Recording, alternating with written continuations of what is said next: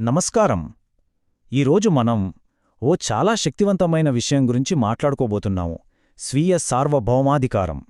ప్రస్తుత కాలం మన నుంచి కోరుకుంటుందో దానికి సమాధానంగా మన అంతర్గత శక్తిని ఎలా పెంపొందించుకోవాలో మూల గ్రంథం ఆధారంగా ఇప్పుడు లోతుగా చర్చిద్దాం.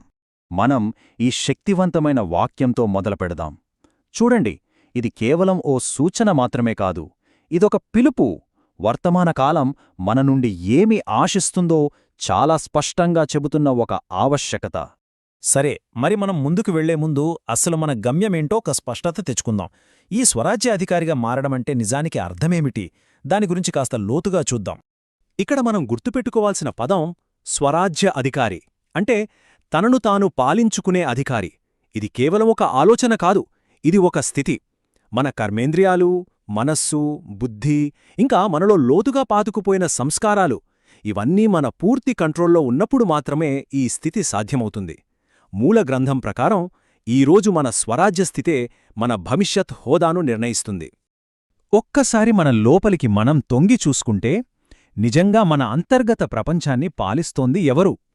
నేను అనే ఆత్మ పాలిస్తోందా, లేక నాదీ అనే వస్తువులు, సంబంధాలు, అహంకారమా? అసలు అధికారం ఎవరి చేతిలో ఉంది? మరి ఇదంతా ఏదో ఫిలాసఫీ క్లాస్లా అనిపిస్తోందా? అస్సలు కాదు. రాబోయే కాలం దృష్ట్యా ఇది ఎంత అత్యవసరమో మూల గ్రంథం చాలా స్పష్టంగా చెబుతోంది. అసలు విషయమేంటంటే, ఇది వింటే కొంచెం గంభీరంగా అనిపించొచ్చు, కానీ ఇది చాలా ముఖ్యమైన హెచ్చరిక. మనం ఈ మధ్య చూసిన ఓ ప్రపంచ సంక్షోభం ఉంది కదా, అది భవిష్యత్తులో రాబోయే తీవ్రమైన సవాళ్లకు ఒక చిన్న ట్రయల్ మాత్రమేనట. కాబట్టి ఇది కేవలం వేచి చూసే సమయం కాదు, తయారవ్వాల్సిన సమయం. సమస్యను చూసి భయపడటం కాదు, పరిష్కారం మీద దృష్టి పెట్టాలి. మరి ప్రపంచమంతా అంత గందరగోళంలో ఉన్నప్పుడు తనపై తనకు పూర్తి ఆధిపత్యమున్న ఒక ఆత్మపాత్ర ఏమిటి? తన కర్తవ్యమేంటి? ఈ ప్రశ్నే మనల్ని అసలు పరిష్కారం వైపు నడిపిస్తుంది. రైట్. ఇప్పటిదాకా ఏంటి అనేది చూశాం. ఇప్పుడు ఎలా అనేది చూద్దాం. ఈ స్వీయ పాలనను సాధించడానికి మూల గ్రంథంలో చెప్పిన పద్ధతులేంటో వివరంగా పరిశీలిద్దాం. ఈ పోలిక చూడండి, ఎంత స్పష్టంగా ఉందో. ఒకవైపు నేను అనే ఆత్మ యజమానిగా ఉంది. అప్పుడు ఇంద్రియాలన్నీ యజమాని మాటను ప్రేమతో, గౌరవంతో పాటించే సేవకుల్లా ఉంటాయి. అంత కంట్రోల్లో ఉంటుంది. కాని మరోవైపు చూడండి, నాది అనే అహంకారం యజమాని అయితే అప్పుడు అవే ఇంద్రియాలు మన మాట వినకుండా మనల్ని అల్లకల్లోలం చేస్తాయి. మనసులో శాంతికి, అశాంతికి మధ్య తేడా ఇదే. ఇక్కడే మనం నిజాయితీగా సమాధానం చెప్పుకోవాలి. మన్మనా భవ అని మనసుకు చెప్పగానే అది నిజంగా పరమాత్మ వైపు వెళ్తోందా, లేకపోతే అటూ ఇటూ తిరుగుతూ పనికిరాని ఆలోచనలతో సమయాన్ని వృధా చేస్తోందా? మన ప్రోగ్రెస్ని కొల్చుకోవడానికి ఇదొక పర్ఫెక్ట్ మీటర్. ఆధ్యాత్మిక శక్తులు అంటే ఏవో మ్యాజిక్ లాంటివి కాదు. అవి మన టూల్స్, మన పనిముట్లు. మరి మన టూల్ బాక్స్లో ఉన్న ఆ పనిముట్లని ఎప్పుడూ సిద్ధంగా పదును పెట్టి ఉంచుకోవాలి కదా. యుగో, ఇవే మన ఆత్మిక ఆయుధాలు. శాంతి, ఆనందం, ప్రేమ, ఇలా. మూల గ్రంథంలో ఒక అద్భుతమైన ఉదాహరణ చెప్పారు. దాహంతో ఉన్నవాడికి నీళ్లు కావాలి, అంతేకాని 36 రకాల వంటకాలు పెడితే ఏ లాభం? సరిగ్గా అలాగే ఏ పరిస్థితిలో ఏ శక్తి అవసరమో ఆ శక్తిని వెంటనే వాడగలిగేలా మనం సిద్ధంగా ఉండాలి. అందుకే ఈ టూల్ కిట్ ఎప్పుడూ ఎవర్ రెడీగా ఉండాలి. ఇదే చాలా చాలా ముఖ్యమైన విషయం. ఏదో సమస్య వచ్చిన తర్వాత శాంతి కోసం వెతక్కడం కాదు. శాంతి శక్తిని రోజూ ప్రాక్టీస్ చేసి దాన్ని మన స్వభావంలో భాగం చేసుకోవాలి. అప్పుడు అవసరమైనప్పుడు అది ఆటోమేటిక్గా పనిచేస్తుంది.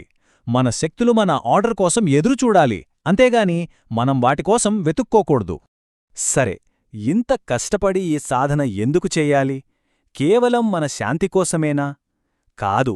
దీని వెనుక ఒక పెద్ద లక్ష్యముంది. అదే ఇతరులకు సేవ చేయడం, ఒక నిర్భయమైన ఉన్నత స్థితికి చేరుకోవడం.